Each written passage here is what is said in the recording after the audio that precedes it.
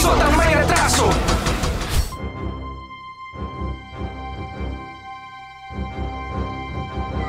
Ano binibidyoan ko, huy! Sa cellphone video nakuha ng isang residente noong March 11, kitang-kita ang pagkuyog ng pamilya ni Ferlyn sa nag-iisang si Susan. Ang mitya, isang simpleng away bata na nauwi sa pikunan at sumpungan. Binisita ng resibo ang magkapitbahay upang kumustahin ang dalawang panig. Sige. Bukas ko po ng pintuan siya po, papunta na po siya. Dito, saan kayo nag-abot? Dito po.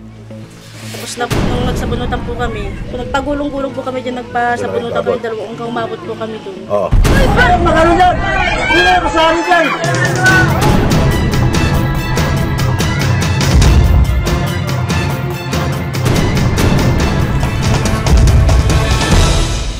Narito ho yung bahagi ng cellphone video na kuha ng sumiklab ang gulo. Ang anggulo, dito ho mismo nangyari ang sakitan sa harapan mismo ng bahay ng nagre-reklamo. At ayon nga ho sa kwento at sa kuha na mismo ng video, umabot ho ang sakitan sa panig na ito ng compound.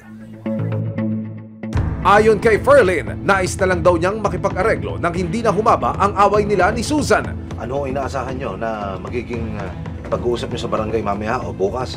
Mga susunod na pala. Ang sabi naman po ni Kapitan, pag kami nakita doon sa CT scan niya, siya mag-desisyon, pero pag wala, tapos na po. Ayon naman kay Susan, ang kinuyog ng pamilya ni Ferlyn, desidido pa rin siyang ituloy ang kaso laban sa pamilya. Kaya nitong March 19, 2024, sinamahan ng resibo si Susan para magpa-CT scan. Ang resulta daw ng CT scan ang magiging basihan ni Susan kung itutuloy o iaatras niya ang kaso laban kanila Ferlyn. Masaya po ako na nakapag-CT scan na po ako. And hiling ko po sana na maging negative yung result. Nitong March 21, 2024, muling pinatawag ng barangay ang mga sangkot sa gulo. Bit-bit ni Susan ang mga resulta ng kanyang CT scan.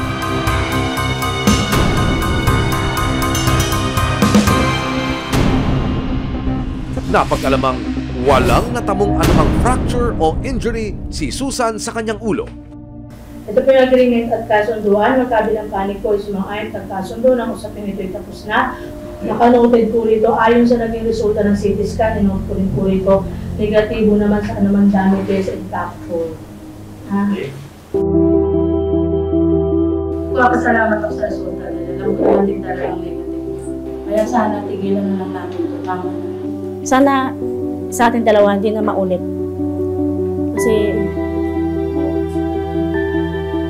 naging kaibigan din naman kita. Siyempre, mga anak mo, pagsabihan mo rin. Yun lang. Salamat na lang. At dahil wala naman na raw dapat ikabahala, nang ibabaw din sa huli ang pagiging mag-Mars ni Ferlyn at Susan.